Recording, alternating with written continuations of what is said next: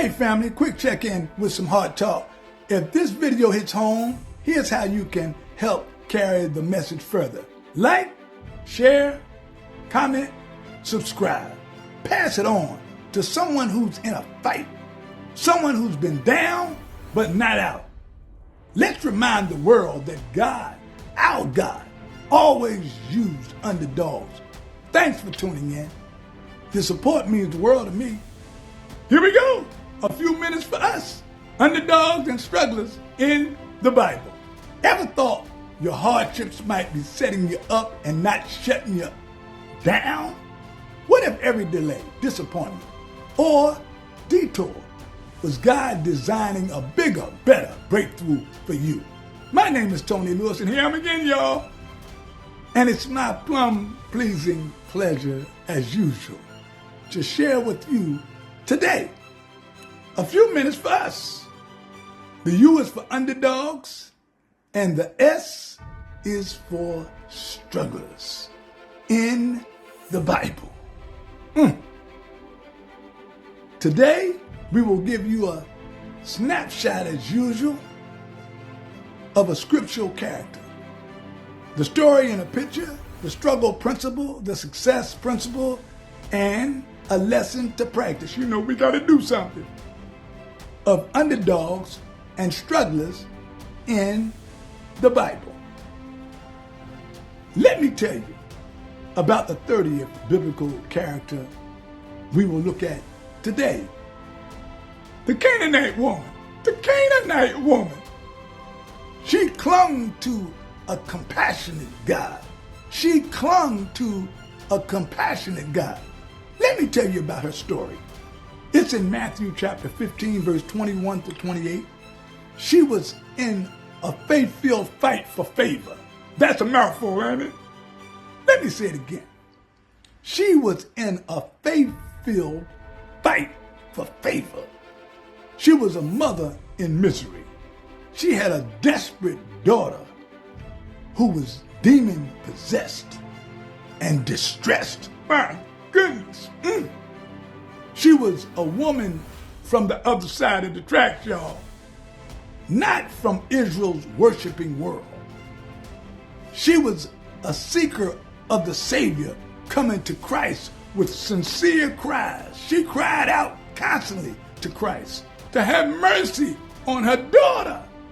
Check it out. Check it out. This is a good one, y'all. It's a good one.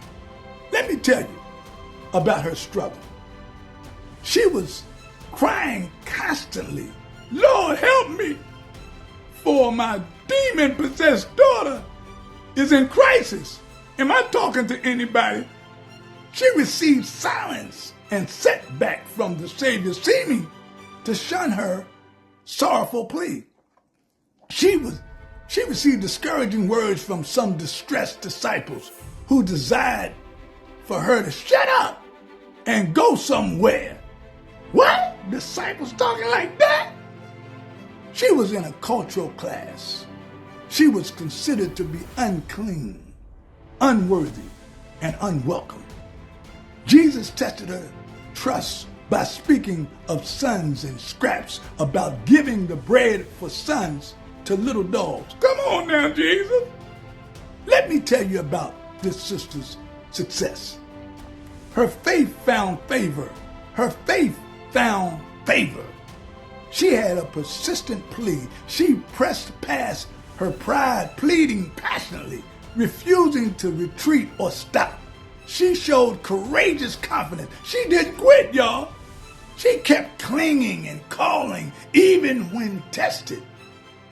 She gave confession of conviction that even the crumbs from Christ are more than enough. Let me say that again. She gave a confession of conviction that even the crumbs from Christ are more than enough. Somebody needs to hear that. The crumbs from Christ are more than enough.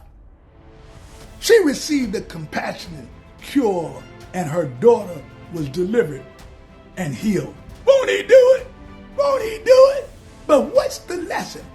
What's the lesson? God rewards persistent faith even from the outsider.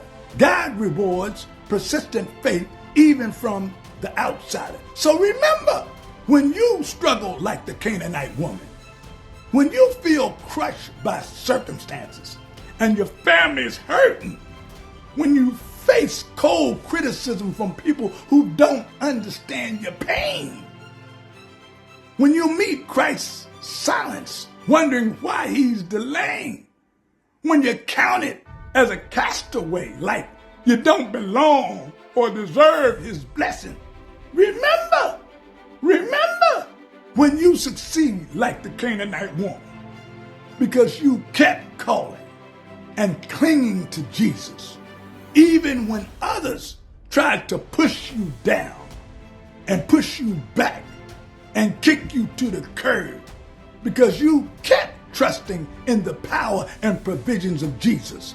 And now you're riding with courage and confidence like a big dog. When you become consistent and committed in prayer, not giving up when things got hard. My God, when you've received compassion and a cure and God's grace has met your greatest needs. Remember, God rewards persistent faith even from the outsider. God rewards persistent faith even from the outsider. To God be the glory. I'm out, y'all.